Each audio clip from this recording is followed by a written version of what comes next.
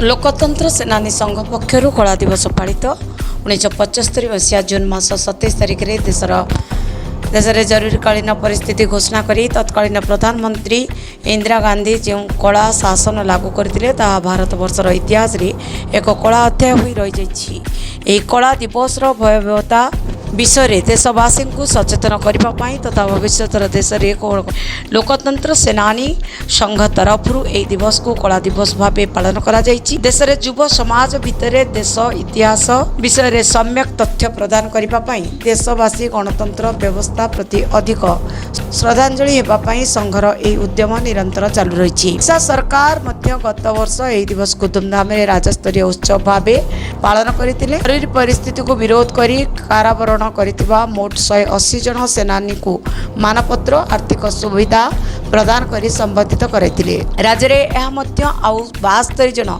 सेनानी माननकु चिन्हट करा जायछि सेमानकु आर्थिक सुविधा प्रदान करा जायछि। दिवंगत सेनानी माननकु पत्नी माननकु मध्य पेंशन देबा पाई सरकार विज्ञप्ति प्रकाश करिसेंति। गणतंत्र सेनानी संघर अनवरत प्रचेष्टा फल आज देश में 12 गोटी राज्यर सेनानी मानकु सम्मान करी राशि सहित विभिन्न सुविधा सुजोग मिल पारुछि।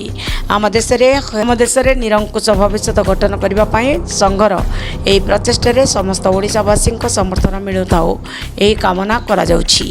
लोकतंत्र सेनानी संघ ओडिशा शाखा पक्षर आयोजित यह कार्यक्रम में ओडिशा विधानसभा बाचस्पति सुरमा पाढ़ी मुख्य अतिथि भाव जोगदे सेनानी मानक बलिदान को प्रशंसा करते। अन्य मध्य एकाम्र विधायक बाबू सिंह पूर्वतन मंत्री अमर प्रसाद शतपथी कार्यनिर्वाही संपादक विरूपाक्ष त्रिपाठी समेत राज्यर विभिन्न स्थान आसीथिबा सेनानी माने उपस्थित रही जरूरी परिस्थिति समृद्धि सारण करथिले।